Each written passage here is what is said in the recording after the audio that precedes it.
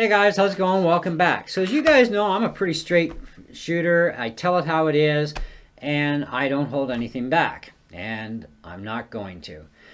Lately, I've been watching a lot of videos on YouTube. They're talking about thermal throttling on processors and hard drives and this and that, and it slows your computer down. And yes, things do tend to heat up on your processor. What they're not talking about is the overall heat and actually what is really the problem here and how the solutions are going to work for you. They don't actually get into any of that technical stuff. Nobody's even considering the power supply as being an issue as to why your computer runs sluggy and hot. And the power supply most certainly is involved. Every manufacturer of computers puts in the cheapest and least powerful power supply they can get away with and still run the computer. Now the computer is still not running full efficiency. Why? Well, there's the power supply. They're not matching the RAM speed to the processor's front side bus. Okay, so the RAM is actually slower than what the front side bus is on the chip. This creates a bottleneck. The same way these hard drives bottleneck your entire computer, which causes your computer to, believe it or not, run hotter because it has to run harder to get information in and out of this drive, and it's trying to suck it and it can't get it, and the drive can only spin so fast, right? Moving parts. Hello. So 2.5-inch platformed mechanical drives run much slower. They're only a little over 5,000 RPM, where this is 7,200 RPM. That's a huge difference in speed, okay, like very huge when you think of the whole RPM thing. Think about your car. You know, if you're doing 100 kilometers an hour, you should be doing about roughly 3,000 RPM in fifth gear. You know, you can probably keep 3,000 RPM till you hit about 110, and then you're definitely pushing it and you're going higher. No car actually runs at 7,200 RPM. Most of our cars usually redline at about 6,500 RPM. Anything after that is called the red zone or the danger zone, because we can't do anything else without damaging the engine. In this case, thermal throttling apparently causes these drives to run faster than the 7,200 RPM or 5,400 RPM, whatever the 2.5s are. Okay, and this is extremely hard on the hard drive, but it does it in order to make it cool off quicker because it's running hot. Well, why is it running hot in the first place? Well, because it's wearing out, and these drives don't last forever. I mean, this one, according to what is it? Drive DX says this thing has 72% of its lifespan left. Okay, and the temperatures went from running red to actually running back into the greens. Not quite as low as I'd like the temperatures, but they're lower at least and safer. Okay, so how did this come about? Well, I sucked all the dust out of my computer, which really helped a lot to cool the temps down, although I'm still getting problems with the drive running too slow. But why is it running slower? It's got over 20,000 hours on it.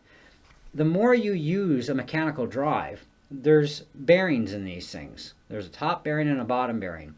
And as they get used, especially running at 7,200 RPM, constantly accessing data back and forth, there's also another motor in here on the heads that makes the heads go all over the place, okay? Because it's doing things with your operating system, your program, and usually virtual memory is kicked in too.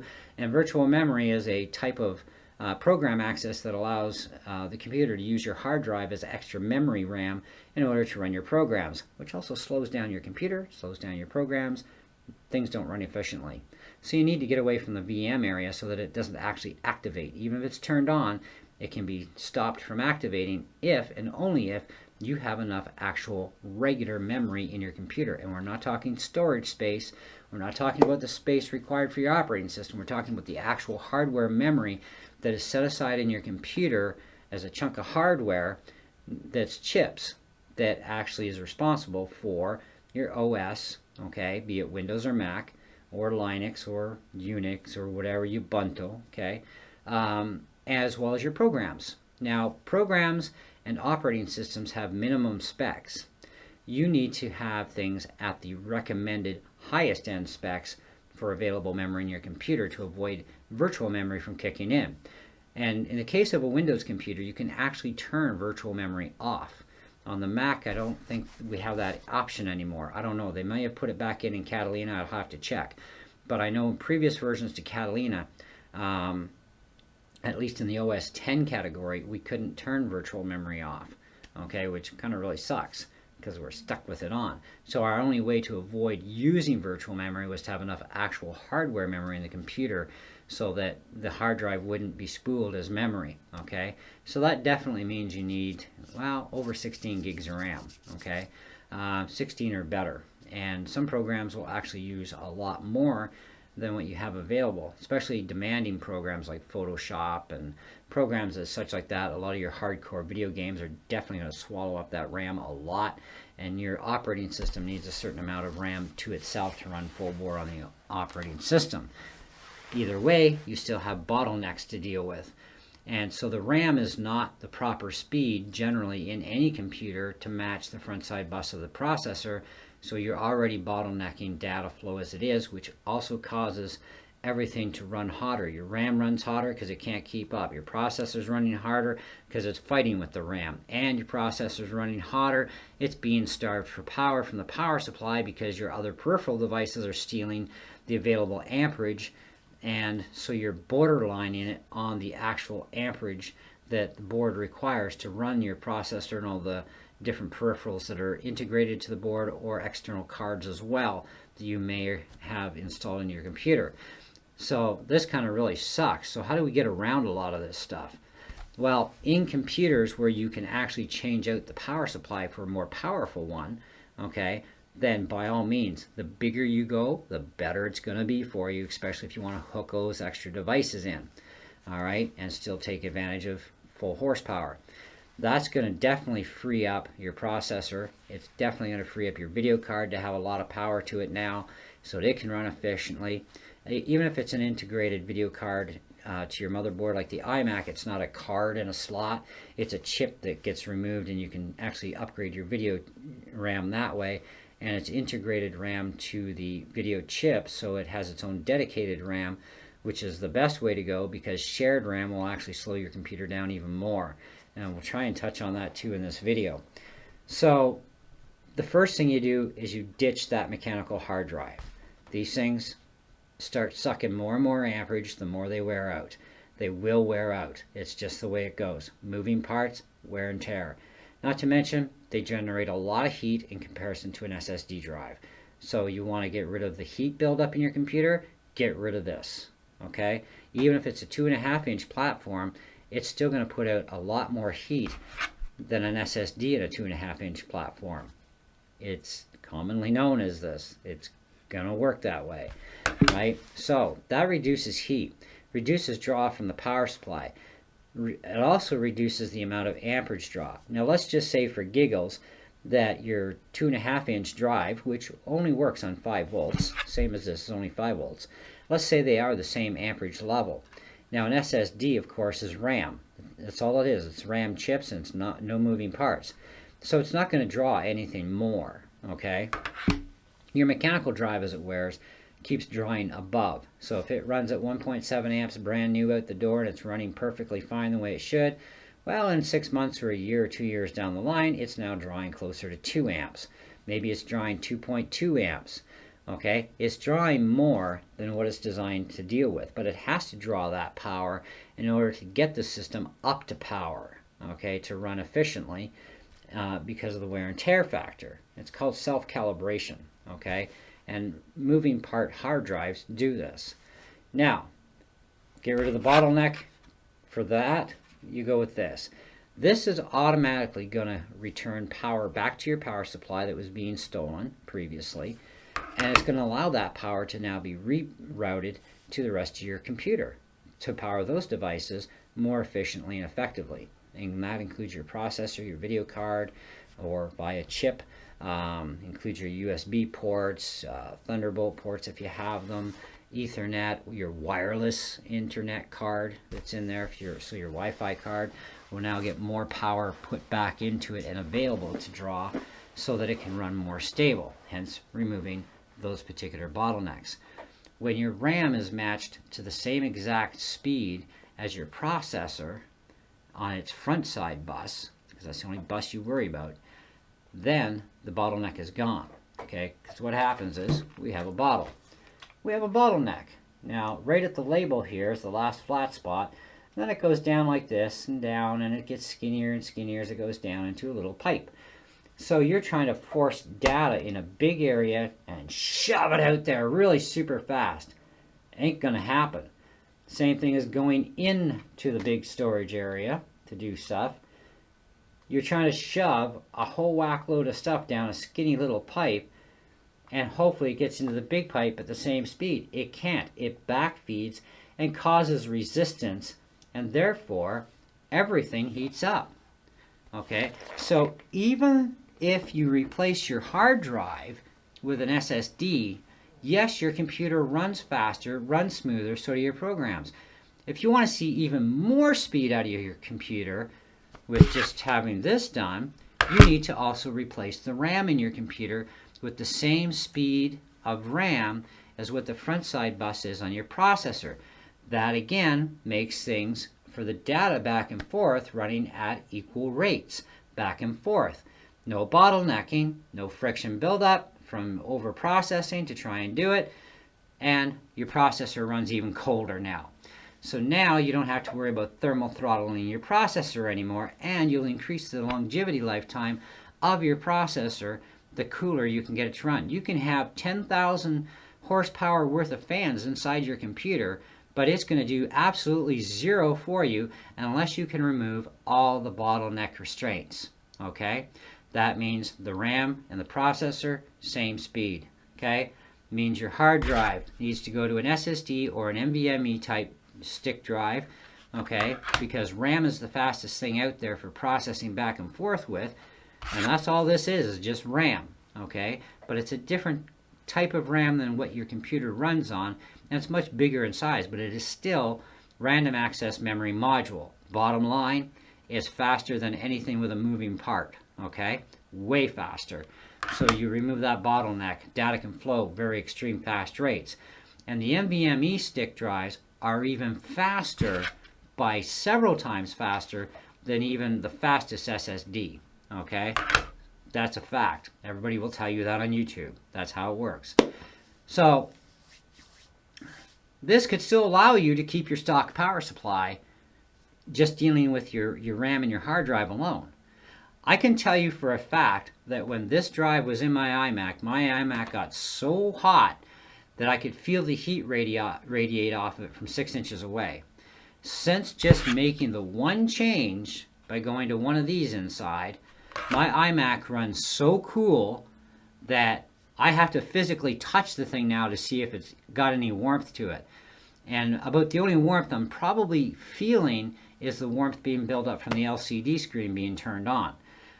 My computer recently went through 30 hours plus of straight runtime, okay, and out of that 10-hour time period, 10 hours of it was spent doing a DoD standards format to this hard drive, so that the data that's been on and off it for the last 4 years is completely unrecoverable.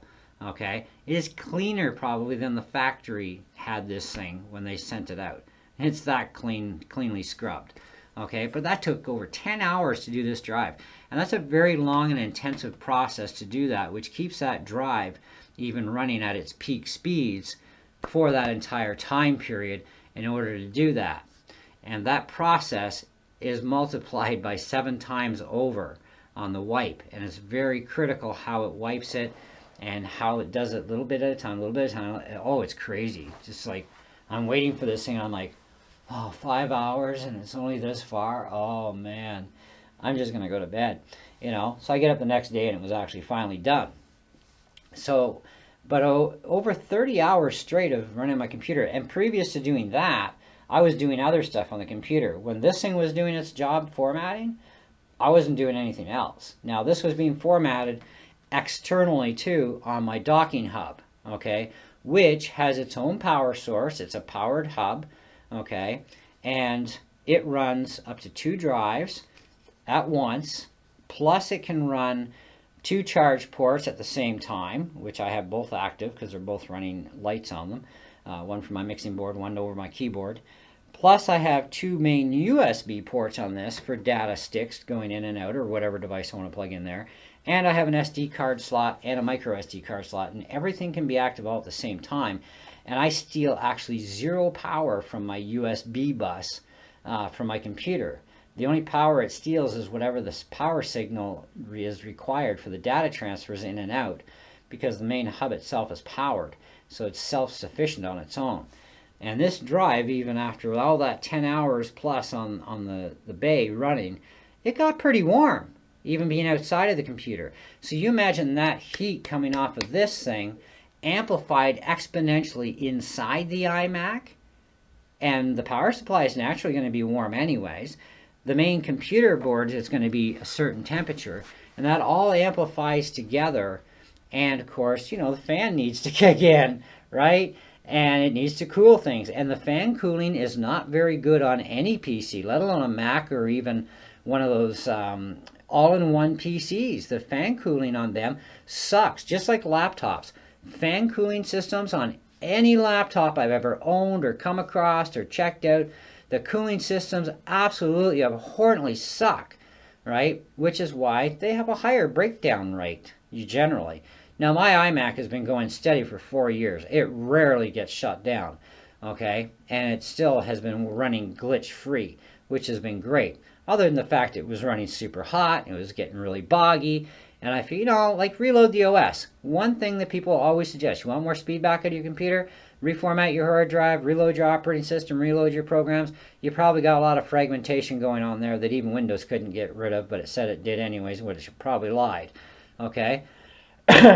And we have like disk first aid defragging software and all that for Macs too. But we don't usually run into much fragmentation on Mac hard drives. However, the thing was getting sluggier and sluggier the more the operating systems were upgraded. I even put 16 gigs of RAM in this sucker, and it's like, oh man, I'm still like, I'm waiting for a program to launch. Even waiting for my computer to boot up, it was like, push the button, and la la la la la la la. Oh, it gonged. Okay. La la la la la la. And I'm sitting here for like a minute. Oh, there's my sign-in screen. Cool.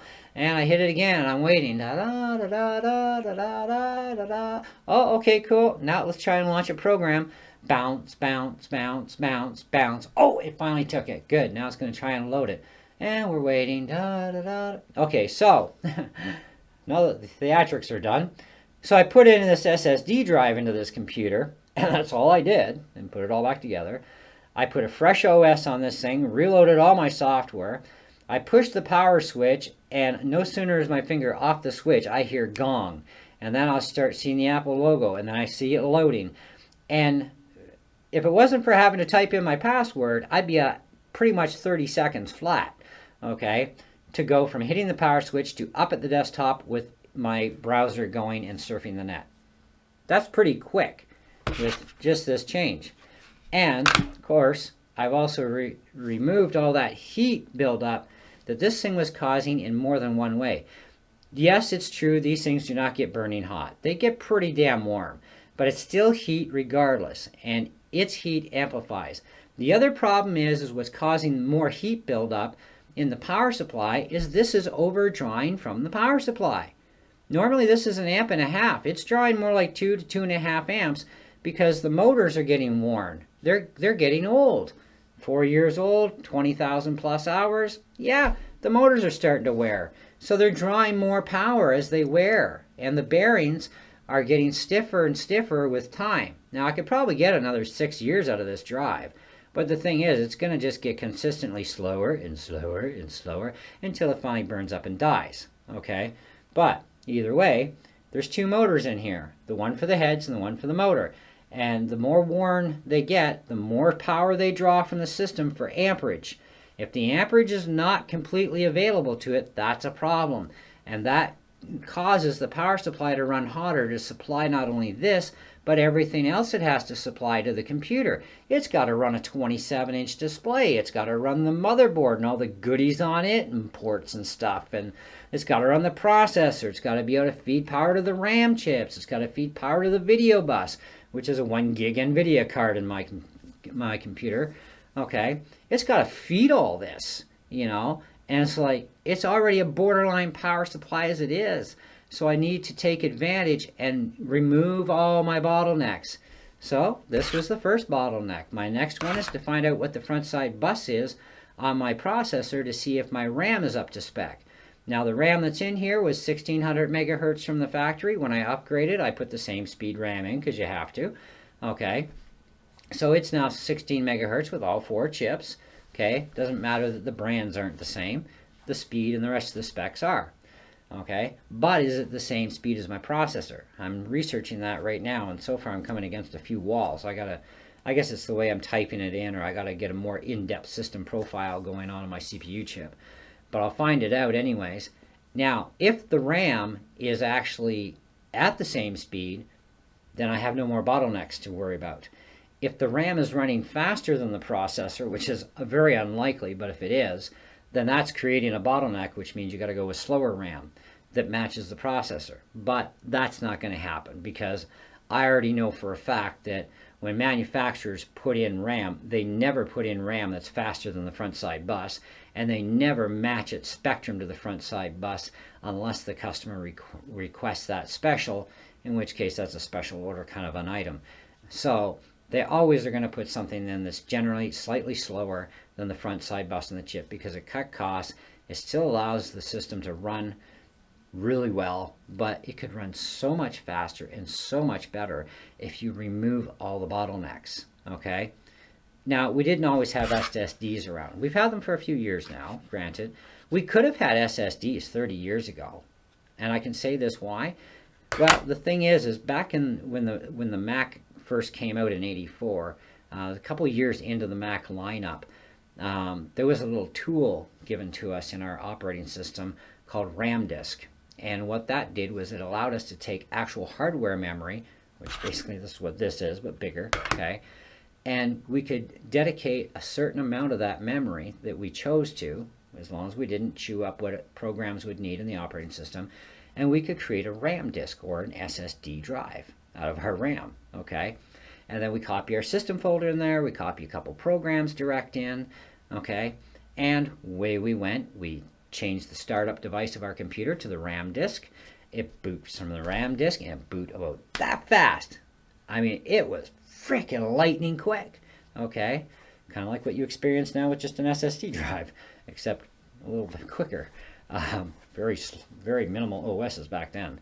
And then the programs would fire up instantaneously and run super fast and super smooth and no problem, right? Because it's like we've taken enough that we've left just enough left over for everything else, okay?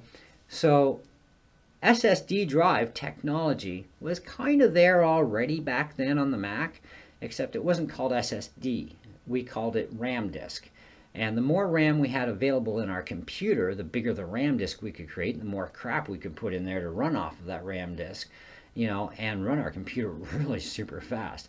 I mean, who doesn't want to just push the power button on their computer and within not even 3 seconds after, it's loaded that quick? I mean, that was nuts, you know, and that's the way computers should be all the time. Right? But unfortunately, yeah, we had to wait until they actually made real SSD drives, you know, that were also more stable because they were actually a drive and it freed up our hardware memory to run our programs. Because our operating systems are extremely huge nowadays. They chew up a lot of resources, a lot of RAM, a lot of video, a lot of everything, right? Now, I will advise and suggest that any computer that you do buy, very carefully check out the specs. And if a computer says it has shared memory for the video, stay clear of it, because that is actually taking memory from your application use and operating system use and using it for displaying your video.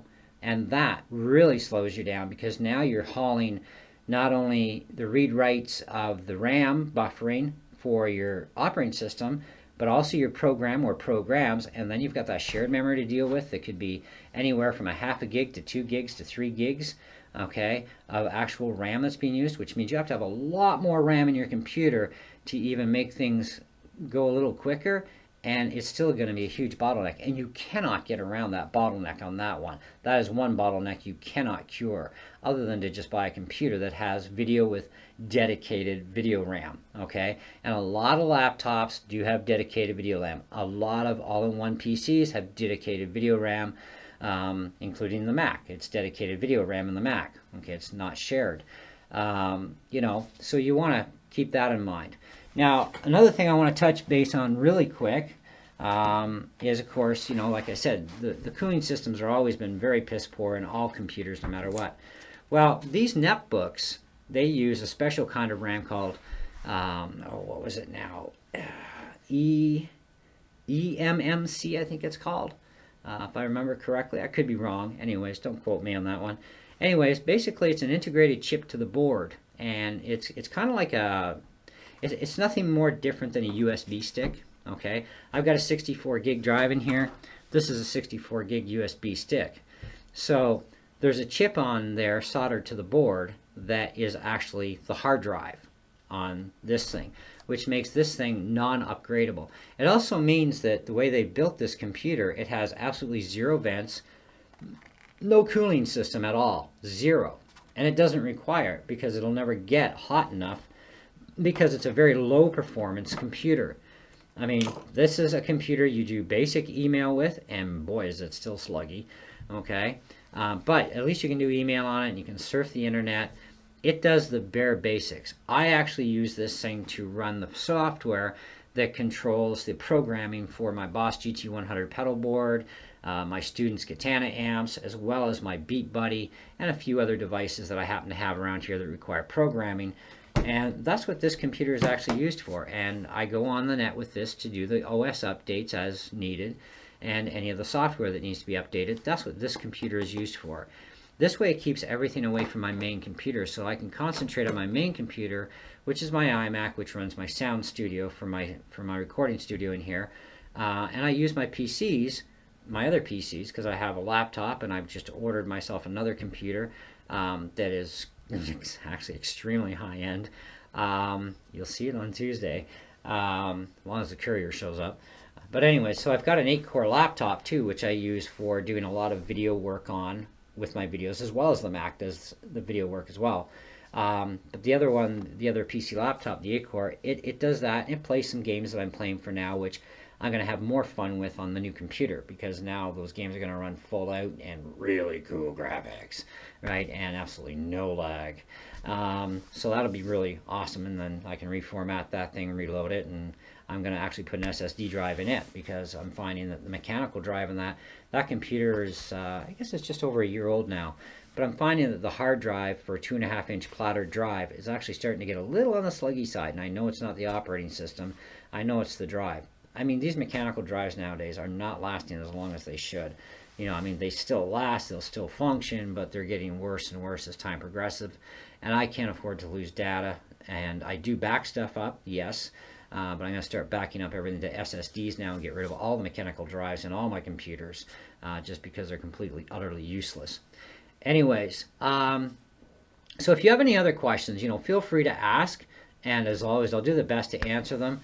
You know, take out of this what you want. If you learned something, great.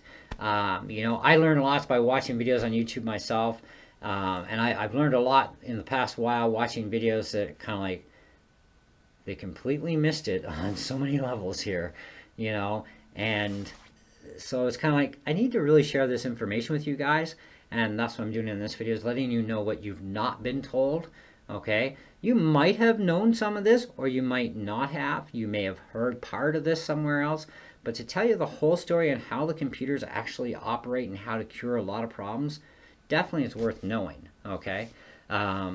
Anyways, the other thing is, too, quickly, with your Mac or your PCs, okay, do not allow any of the sleep functions to take place if you want top performance out of your computer. So I'm talking about your energy saving areas.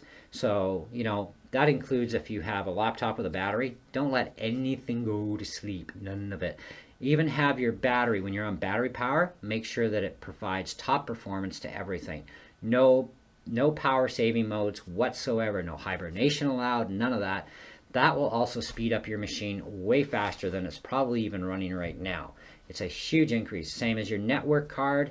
Do not allow your network card to go to sleep when it's idle. It kicks your butt off the internet.